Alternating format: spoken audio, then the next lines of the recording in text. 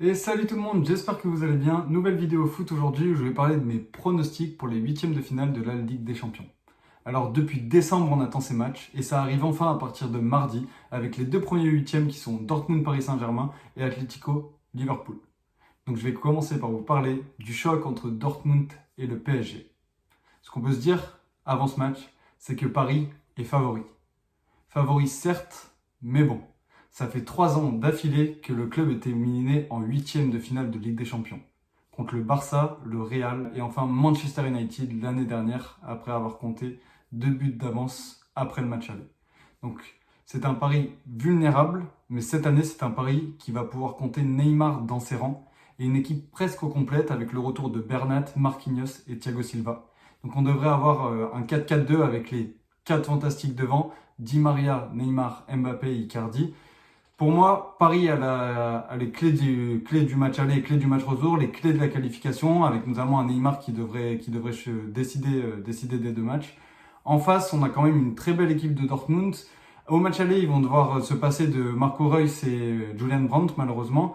Et ça sera remplacé en attaque, donc ça sera une attaque composée de Haaland, deuxième meilleur buteur avec 8 buts et une passe décisive en 6 matchs, Torgan Hazard et enfin Jadon Sancho.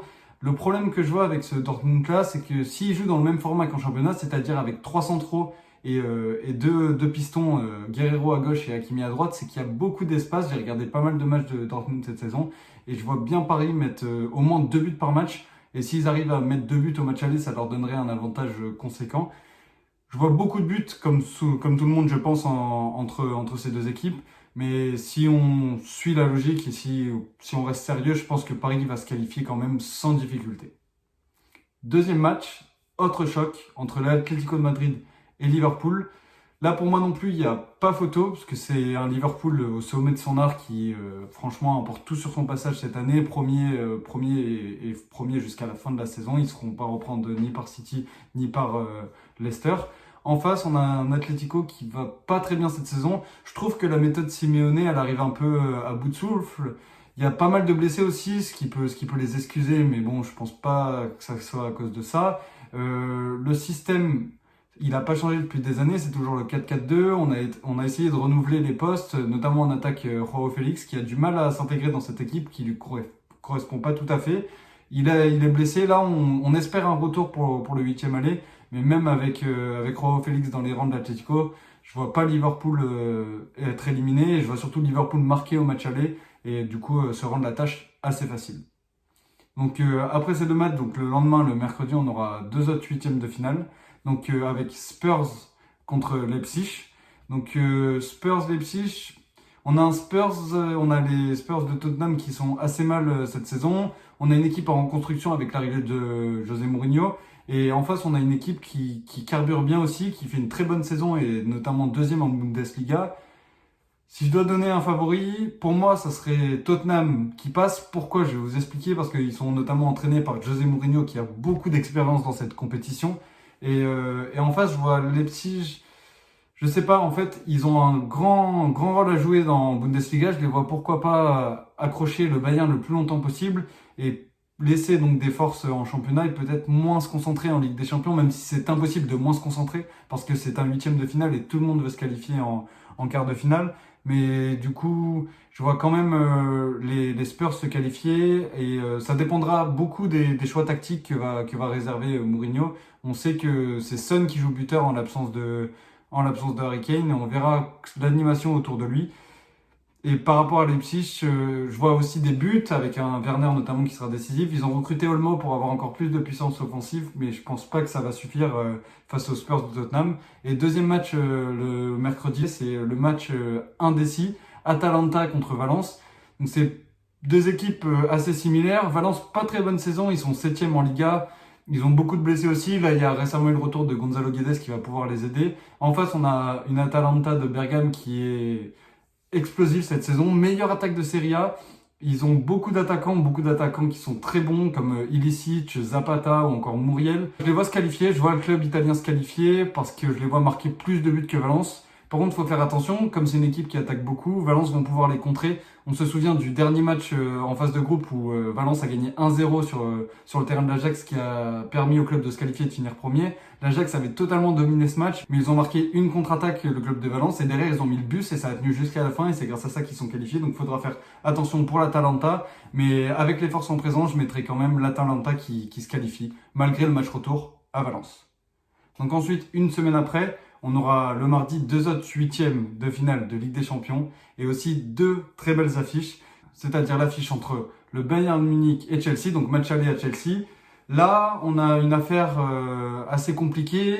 Il y a 2 styles différents. On a la jeunesse de Chelsea face à l'expérience du Bayern. Chelsea qui font une très bonne saison, on les attendait pas forcément à ce niveau-là. Ils sont 4e en première ligue et donc qualifiés en huitième de finale de Ligue des Champions. Frank Lampard, il réalise un bon travail, mais de là à sortir sur 2 matchs, avec un match retour le Bayern, ça me paraît compliqué, voire impossible. Le Bayern qui monte en puissance ces derniers matchs et qui s'appuie sur l'attaquant meilleur buteur de Ligue des Champions, Robert Lewandowski, qui a marqué 10 buts en 6 matchs. Donc c'est assez fou. Et je vois pas comment Chelsea peut trouver des solutions, surtout que sur 2 matchs, ça va être compliqué et ils n'ont pas forcément l'expérience comparé au Bayern qui va, pour moi, gérer le match aller, c'est-à-dire ils vont pas forcément prendre beaucoup de buts, ça va jouer sur peut-être 1-0, 2-0 ou 2-1 pour le Bayern, dans le but de se faciliter le match retour et de pouvoir se qualifier assez facilement. Donc pour moi, le Bayern devrait se qualifier facilement. Et enfin, deuxième match du mardi 25 février, c'est Naples contre le Barça. 2 équipes qui sont pas forcément au sommet de leur art cette année, surtout Naples qui fait une saison catastrophique. Changement d'entraîneur, des difficultés avec de nombreux joueurs qui sont en conflit avec le club. On peut citer par exemple Alan ou Koulibaly. Ils sont 11e de Serie A et ils affrontent une équipe du Barça qui a aussi changé d'entraîneur. Donc l'arrivée de Quique Setién qui est en train de mettre sa patte petit à petit dans le club. Mais il y a également la blessure de Luis Suarez et la nouvelle blessure d'Ousmane Dembélé qui sera également forfait pour l'Euro. Donc ça va être une équipe du Barça remaniée en attaque, mais menée par Léo Messi et pourquoi pas Antoine Griezmann qui pourra être au top pour ces gros matchs, parce qu'on sait qu'Antoine est là dans les gros matchs. Pour moi, Naples n'a aucune chance de se qualifier, vraiment aucune. Après, il y a beaucoup de surprises, on n'est jamais à l'abri, mais je vois pas du tout comment le Barça pourrait se faire éliminer. Et enfin, les 2 derniers huitièmes de finale qui ont lieu le 26 février, donc Real City. C'est pour moi le match le plus serré entre les 2 grandes équipes. C'est le choc des entraîneurs entre, d'un côté, Zinedine Zidane et Pep Guardiola. Là, je vais peut-être vous étonner, mais je vois le Real Madrid se qualifier. Pourquoi ? Parce que City, cette saison, ils font une saison un peu en demi-teinte. Ils font une très bonne saison, faut pas banaliser ce qu'ils font. Mais ils sont 2e de Première Ligue, ils ne pourront pas rattraper Liverpool. Donc le championnat, c'est fini pour eux. Ils vont essayer d'assurer cette 2e place. Ils vont tout jouer sur cette Ligue des Champions. Et je les vois peut-être se brûler les ailes. Je les vois moins forts cette année, notamment en défense. Ils sont très friables et pourquoi pas l'attaque menée par Benzema va pouvoir marquer 2-3 buts au match aller et assurer une victoire au match aller pour se faciliter le match retour qui sera à City. Et on parle du retour d'Eden Hazard qui sera peut-être là pour le match aller. C'est pas sûr encore, mais il pourra faire extrêmement de bien au Real Madrid. Et là, pareil, ça va être un choc entre les entraîneurs et un choc tactique. La défense de City, on ne sait pas encore de quoi elle sera composée. On sait que Laporte est en train de revenir. Il est entre deux, il arrive à jouer, mais il n'est pas à 100% de ses capacités. Et en face, Zinedine Zidane, il va pouvoir compter sur la presque majorité de son effectif, avec notamment un Valverde au milieu de terrain au top et un Karim Benzema qui risque de marquer.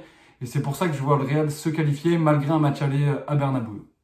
Et enfin, dernier match de ces 8e de finale, c'est notre 2e club français, Lyon, contre la Juventus. Donc match aller à Lyon, ça paraît aussi très compliqué. Parce qu'en face, on a la Juve emmenée par un joueur qui est absolument étincelant depuis ce début d'année, c'est Cristiano Ronaldo. On sait que la Ligue des Champions, c'est sa compétition, on peut le dire que c'est le meilleur joueur de l'histoire de la Ligue des Champions, ça, il n'y a aucun débat, même si je suis plutôt team Messi, mais il n'y a aucun débat sur ça que Ronaldo, c'est le meilleur joueur de l'histoire de la Ligue des Champions. Il rentre dans sa compétition en 8e, il a l'écro, il veut gagner le Ballon d'Or, et pour gagner le Ballon d'Or, il faut gagner cette Ligue des Champions. Donc c'est pour ça que la tâche de Lyon me paraît très très difficile. En plus, on rajoute à ça la blessure de Jeffrey Adélaïde et surtout celle de Memphis Depay. Ça va être compliqué. Après, je suis peut-être fou, mais je crois au miracle. Enfin, je l'espère surtout. J'espère que Lyon va réussir à sortir un match exceptionnel à l'aller, comme ils ont pu le faire, notamment contre Manchester City ou le Barça, et donc réussir à se qualifier malgré le retour à la Juve qui semble difficile. On peut pourquoi pas compter sur un Moussa Dembélé et un Karl Toko Ekambi qui auront besoin d'être ultra décisifs, c'est-à-dire qu'ils vont pas avoir peut-être 5-6 occasions dans le match, mais quand ils vont les avoir, il va falloir les mettre au fond. Donc c'est pour ça que j'ai un petit espoir sur Lyon.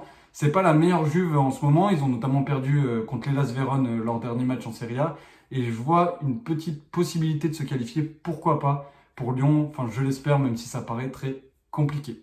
Donc voilà, c'était mes pronostics et mes analyses sur ces huitièmes de finale de Ligue des Champions. N'hésitez pas à me dire selon vous quelles équipes vont se qualifier en commentaire. Merci à tous d'avoir regardé cette vidéo. N'hésitez pas à liker et à partager. C'était Alexis. Allez, ciao tout le monde.